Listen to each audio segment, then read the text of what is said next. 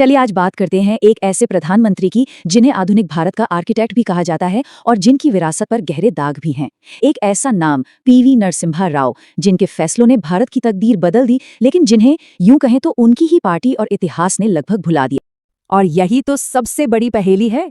सोचिए, एक इंसान जिसे देश को दिवालिया होने से बचाने का क्रेडिट दिया जाता है, उसे अपनी ही पार्टी के इतिहास से क्यों मिटा दिया गया? एक तरफ इतनी बड़ी उपलब्धियां और दूसरी तरफ ऐसी गुमनामी। तो चलिए आज इसी विरोधाभास के पीछे की कहानी को समझने की कोशिश करते हैं। तो ये पड़ताल है पीवी नरसिम्हा राव की उस कॉम्प्लेक्स कहानी की कि कैसे एक ही इंसान भारत का हीरो और एक विवादित फिगर दोनों हो सकता है। राव के प्रधानमंत्री बनने की कहानी ही अपने आप में किसी फिल्म से कम नहीं। वो कोई पहली पसंद नहीं थे। सच तो ये है कि वो राजनीति से लगभग रिटायरमेंट ले चुके थे और अपना सामान पैक कर रहे थे। लेकिन राजीव गांधी की हत्या के बाद जो वैक्यूम बना, उसने उन्हें सीधा उस कुर्सी पर बैठा दिया जहां से उन्हें एक डूबती हुई अर्थव्यवस्था को पार लगाना था। तो जब राव ने कुर्सी संभाली तो उन्हें विरासत में क्या मिला? एक ऐसा देश जो दिवालिया होने की कगार पर खड़ा था। देखिए, 1991 का संकट सिर्फ एक फाइनेंशियल क्राइसिस नहीं था, ये भारत के आत्मसम्मान पर एक बहुत गहरी चोट थी। हालात कितने गंभीर थे, इसका अंदाजा इस एक नंबर से लगाइए। भारत के पास सिर्फ 3 हफ्ते का विदेशी मुद्रा भंडार बचा था। इसका सीधा मतलब ये था कि हमारे पास पेट्रोल, डीजल और दूसरी जरूरी चीजें खरीदने तक के पैसे नहीं बचने वाले थे। देश सचमुच ठप हो सकता था। अब ये संकट कोई रातों रात नहीं आया था। ये तो एक तरह का परफेक्ट स्टॉर्म था, जहां सब कुछ एक साथ गलत हो रहा था। हमारा बैलेंस ऑफ पेमेंट बिगड़ चुका था, सरकार का घाटा आसमान छू रहा था, ऊपर से खाड़ी युद्ध ने तेल के दाम बढ़ा दिए और हमारा सबसे बड़ा ट्रेडिंग पार्टनर सोवियत यूनियन भी टूट गया। और फिर वो दिन आया जिसे शायद कोई भारतीय नहीं भूल सकता। देश को इमरजेंसी लोन लेने के लिए अपना सोना हवाई जहाज से विदेश भेजना पड़ा, गिरवी रखने के लिए। ये एक तरह से राष्ट्रीय शर्म का पल था, जिसने ये साफ कर दिया कि अब छोटे मोटे बदलाव से काम नहीं चलेगा। मजे की बात यह है कि जब राव को प्रधानमंत्री बनने से ठीक पहले देश की आर्थिक हालत के बारे में ब्रीफिंग दी गई तो उनका खुद का पहला रिएक्शन यही था। इससे पता चलता है कि संकट कितना गहरा था, जिसका अंदाजा बाहर बैठे किसी को था ही नहीं। तो सवाल ये है कि इस भयंकर संकट से भारत को बाहर निकाला किसने? आमतौर पर जब भी ये सवाल आता है तो एक ही नाम सामने आता है, तत्कालीन वित्त मंत्री डॉक्टर मनमोहन सिंह। लेकिन क्या ये कहानी का सिर्फ एक ही पहलू है? देखिए, एक है पॉपुलर कहानी और एक है पर्दे के पीछे की सच्चाई।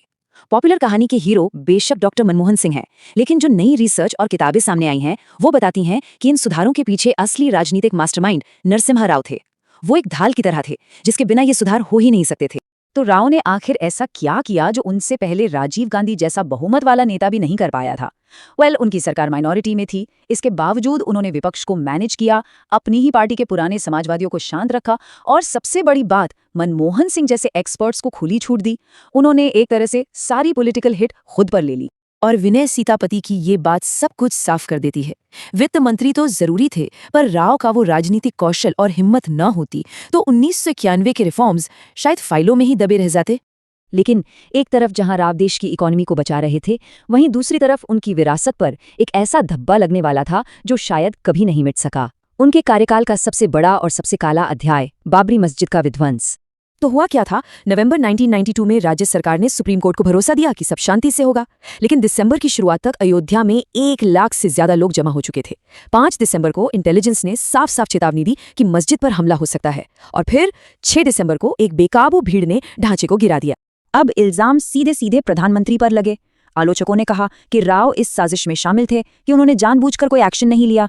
यहां तक कहा गया कि जब ये सब हो रहा था तब वो या तो पूजा कर रहे थे या सो रहे थे और किसी के लिए अवेलेबल नहीं थे। लेकिन कहानी का एक दूसरा पक्ष भी है।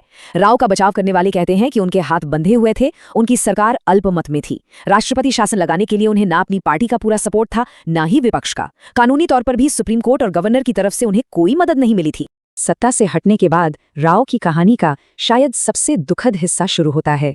जिस कांग्रेस पार्टी की उन्होंने लगभग 60 साल सेवा की, उसी पार्टी ने उन्हें धीरे धीरे एक एक करके अपने इतिहास से मिटाना शुरू कर दिया।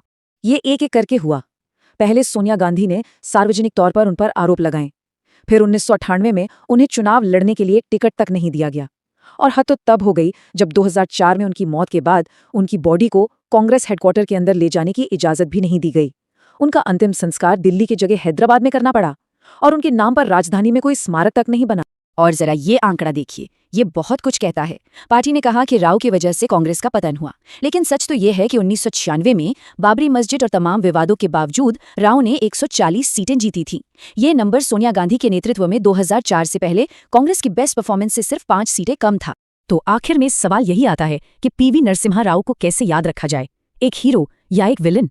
सच तो ये है कि उनकी विरासत की 2 तस्वीरें हैं, बिल्कुल अलग अलग, जो एक साथ चलती हैं। एक तरफ उन्हें father of Indian economic reforms और आर्किटेक्ट ऑफ मॉडर्न इंडिया कहा जाता है, तो वहीं दूसरी तरफ उन पर बाबरी विध्वंस में मिलीभगत से लेकर 1984 के दंगों के दौरान गृह मंत्री के तौर पर नाकाम रहने जैसे गंभीर आरोप हैं।